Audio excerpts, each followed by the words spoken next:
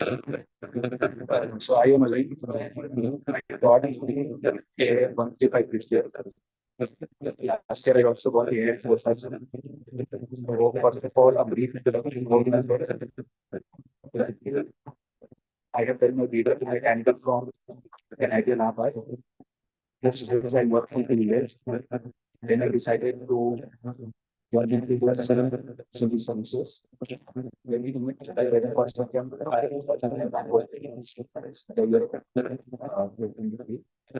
from this year I did it and I got I did my foundation course in anthropology from IAS Academy. And then I wrote my first year. And in the second years also, I have taken resource. So in the second mains, in which I wrote a test of Kishore sir.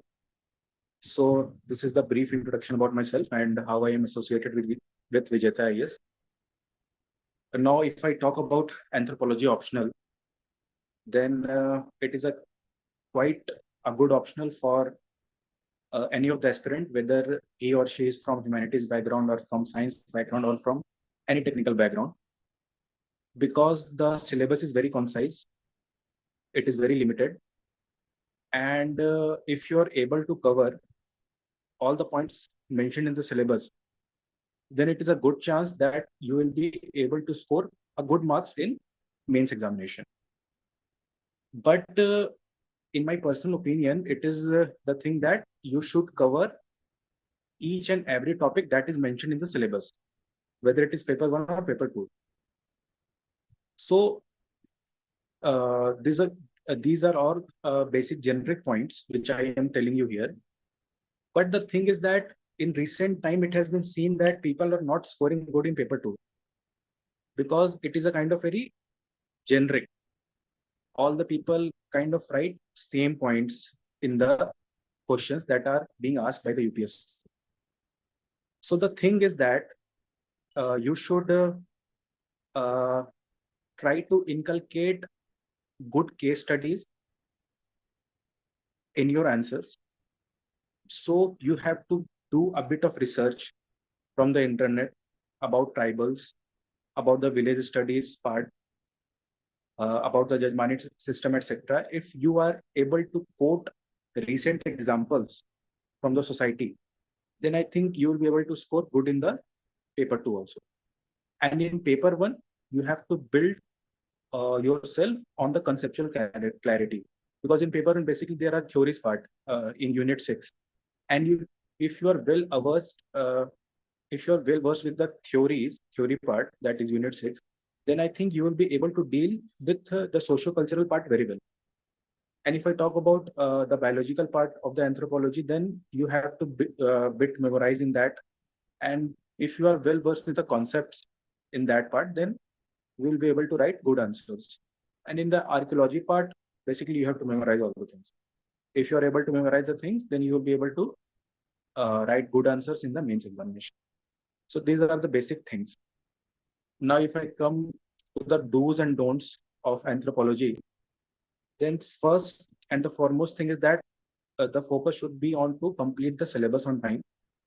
If you are able to complete the syllabus, if you are able to make short notes on each and every topic that is mentioned in the syllabus, then I think you are well prepared to appear in the examination.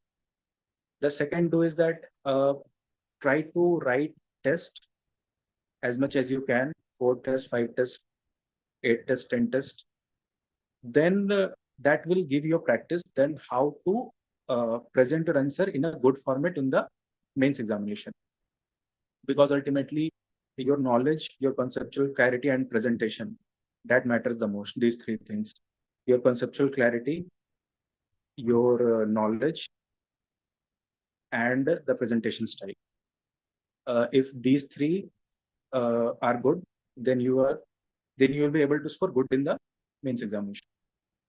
Now, the fourth thing is that during this time between the prelims and mains, the people who are appearing for 2025 attempts, they should focus more on revising the things and writing one or two answer daily. If they are not able to write answer, then they should be able to think upon the question that are mentioned in the PYQ.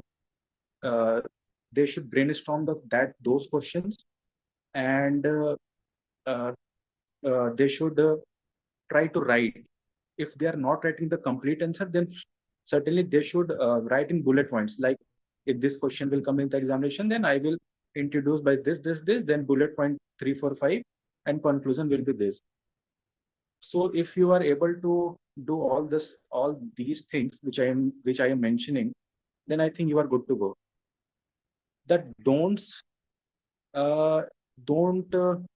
run after too many resources. If you are doing your course from Vijetha IAS Academy foundation course, then I think the notes are sufficient. Because in my first attempt, as I told you, I left my job in July 2022. Then I joined Vijetha IAS Academy. So the time left for 2023 attempt was very less. And I was doing both the GS and optional at that particular time. So I completely relied on Vijetha IAS notes, the class notes that are being provided by Kishore sir. So if you are completely relying on notes also, then just rely on notes, complete your notes, do thorough revision, and do some value addition. And the value addition is also provided by sir only. He will provide you some examples. There is a Telegram channel of the Academy only. So they will provide you some recent examples, some recent case study. You can add those case study in your notes from there only. If you have some time, then you can Google it on the internet, use ChatGPT, etc. You will get some good examples from some good case studies, and you should incorporate that in your notes. So the first don't is, do not run for different sources. Keep your sources limited. I will suggest do only focus on that. Okay. So this is the first don't. Second is the thing which I have seen.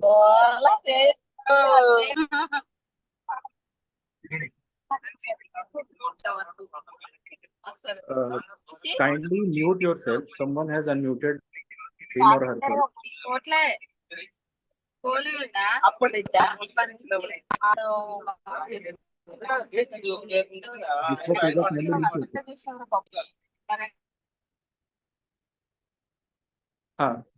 So the second thing is that I have observed that people don't write tests. So I think writing test is also very important. So the thing I mentioned earlier also, that people who are in this phase, that they are attempting for 2025 mains and this time period between prelims and mains. So I think in that period, you should write test, 3 tests, 4 tests to simulate the examination condition. But if you are attending academy course, then sir conduct test on every Sunday. So the topic which sir taught on Monday to Friday, so he will conduct test on that topics on Sunday. So try to write those tests, because you will revise the things which are taught in the class in the last 5 days, and you will try to write those topics in the test that will come on Sunday. So Saturday is for revision. Try to revise those things on Saturday and write test on Sunday. Writing test is very important. If you are first attempter, then I will say that writing test is very important, because ultimately in UPSC you have to write anthropology for 6 hours. So try to memorize the thing and try to jot down the points, try to make short notes, and try to write the test on Sundays. So that is the first thing. Answer writing is very important in UPSC, whether it is GS or optional. So you have to write answers. So try to build up on concepts and try to write the test from the very beginning. So I think if you are able to write test from the very beginning, then you will be way ahead from other aspirants, I will say. Because mostly I have seen that people don't write test. So this is the first thing, that try to write test don't run for multiple sources. These two don'ts, please uh, try to follow these, try not to follow these two things, that you should not run for too many resources, and you should not procrastinate in writing tests. And the third thing is, be disciplined in the preparation, and keep yourself uh, motivated, I will say, but don't watch too many motivational videos on the internet. Just be disciplined. If you are aiming to sit and study for 5 to 6 hours, just get in, just try to study for 5 6 hours every day. If someday you are not feeling well, that I am not able to focus on the studies, then it's all right. You can take a break of 1 day in a week. That is all right. We are humans only. So this is the thing from my side. If you have any question, you can ask me. You can ask directly, or you can write in the chat box. I will be happy to answer.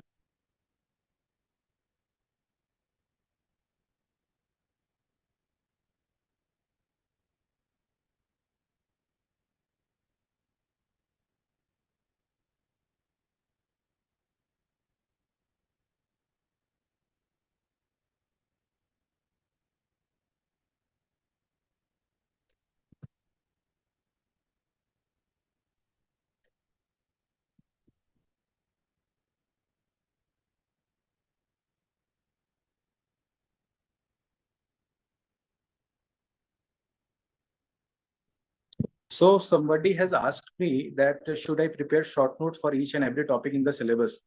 So yeah, uh, it is not mandatory to prepare short notes for each and every topic that is mentioned in the syllabus. But if you have short notes, then that would be very handy uh, during the last leg of your preparation. That is before writing mains, because we know that after writing GS4, you have a 5 days break, and language paper is on Saturday and option paper is on Sunday. So in those 5 days, if you have short notes, then you can revise that multiple times, and then you will be able to write good answers in the final examination. So if you have time, I would suggest that you should prepare short notes. That would be very handy in the examination. So yes. And he has mentioned even for small topics, unit 7 at 12 in paper 1. Yes, for every topic. You should prepare short notes for every topic if you have time. But if you have not time, if you don't have time, then try, you can skip, I think, 1 2 3, some units, you can skip some units. But if you have time, then certainly you should make so. So you can ask me, you can ask question about GS also. It is not limited to anthropology.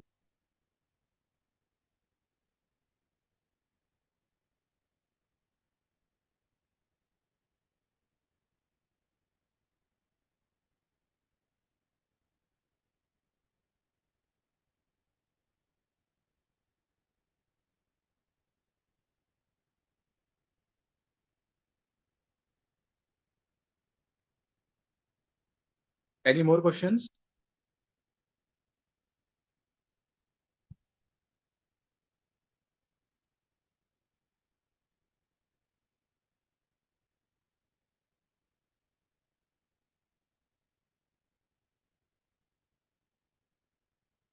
Any more questions from your side?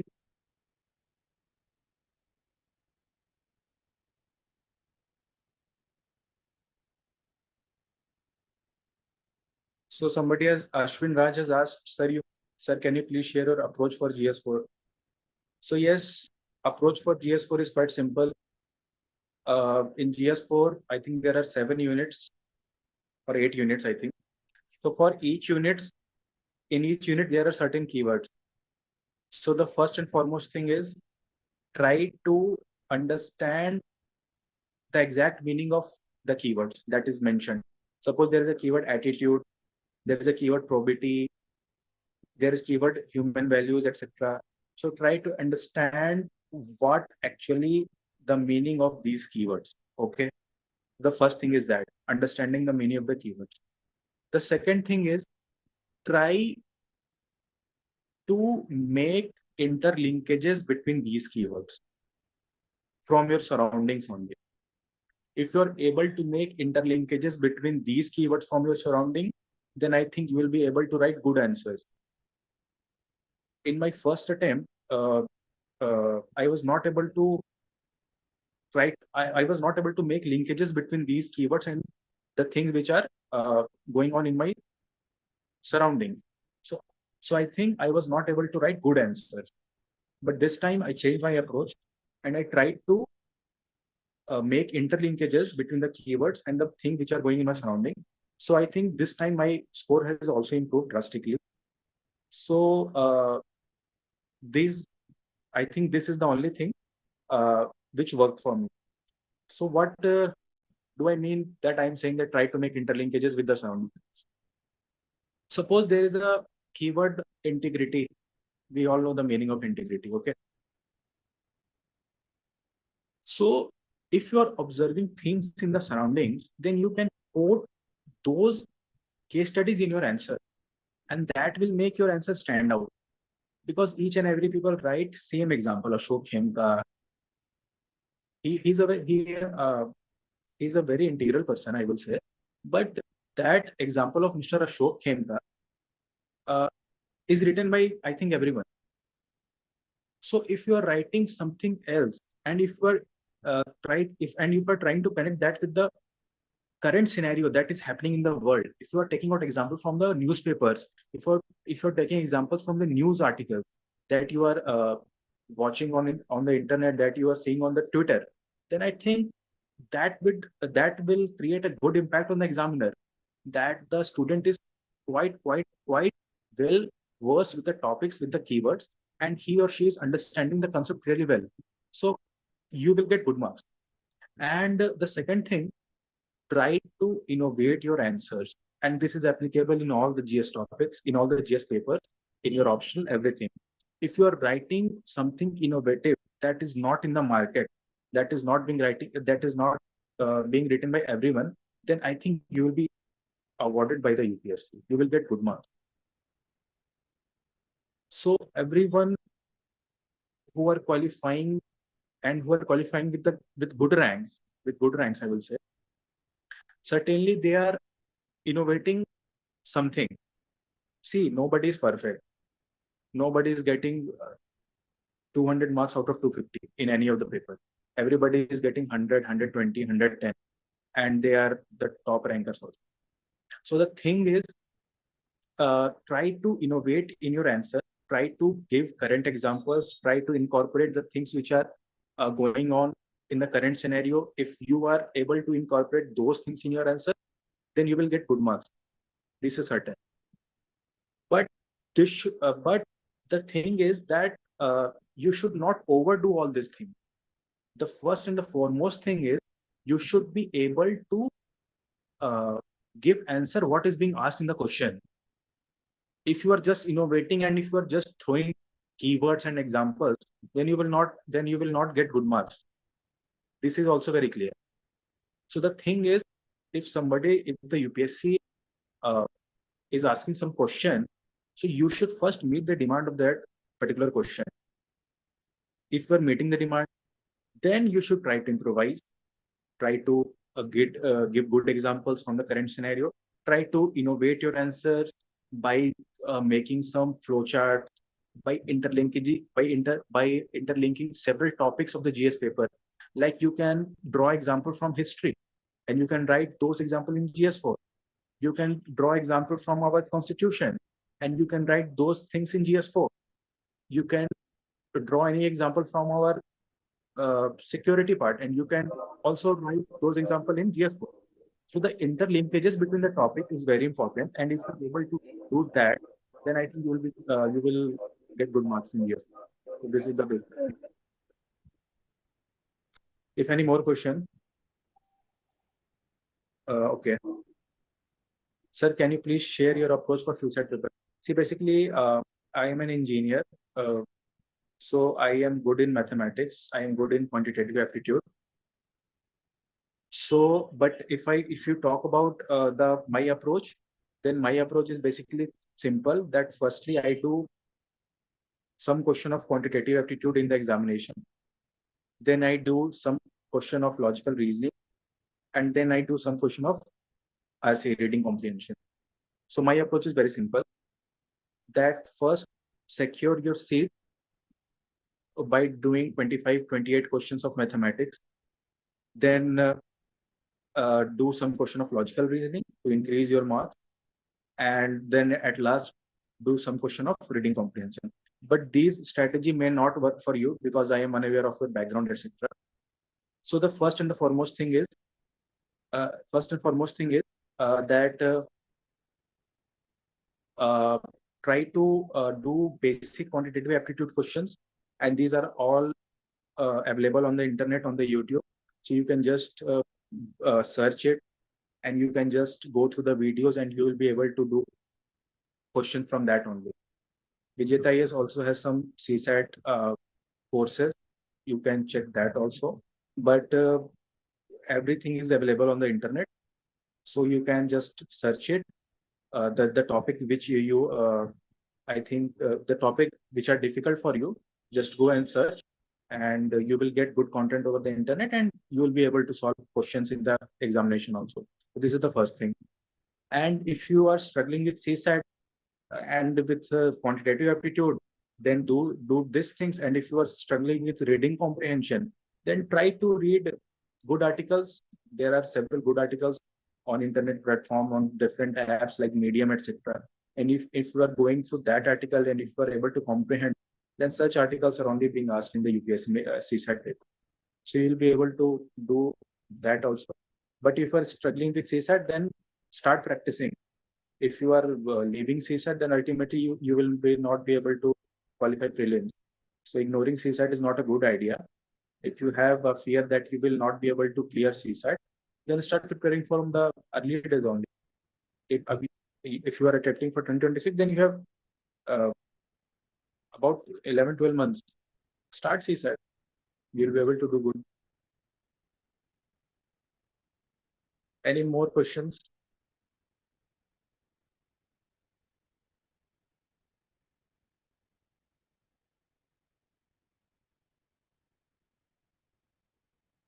Okay, if you don't have any question, then we can wrap the session. It was nice talking to you all, and best of luck from my side. Okay. Can I connect to the academy? So the people don't have any doubt actually. So we can wrap the session. So one last question is popping up, that, sir, how many tests did you attend for prelims? It depends, yeah. It depends. In my first attempt, I think I wrote 15 FI2s full length test for prelims. But in my second attempt, since time was less, then I was not able to write so many tests. So it depends. How much time do you have? What is your confidence level, etc.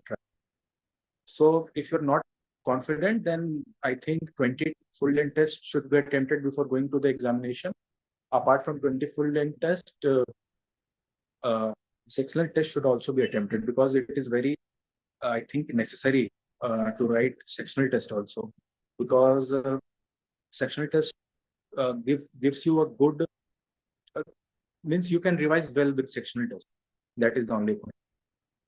Revise good with the sectional test, and then write FLTs, full length test. So that approach should be followed, I think. So that would be good. What sources should we follow for a current affairs? Sources are very easy. Just go through one of the newspaper, any newspaper, the Hindu, the Indian Express, or whichever newspaper you like to study, you like to read. Just go through that, and just take any of the monthly magazine of any of the institute, and just go with that. Any of the monthly magazine, and any of the newspaper. That will suffice. One last question is, sir, is anthropology becoming less scoring in the recent years? No, we can't say that anthropology is becoming less scoring in the recent years.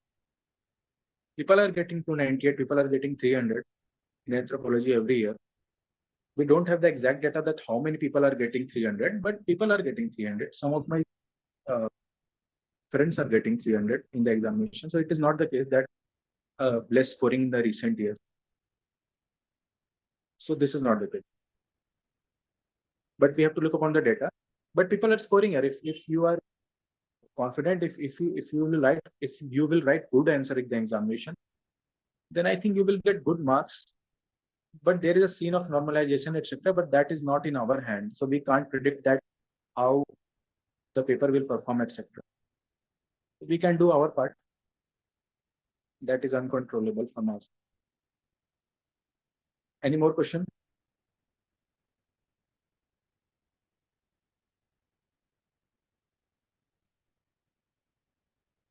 So if you don't have any questions, so we can wrap the session. It was nice talking to you all.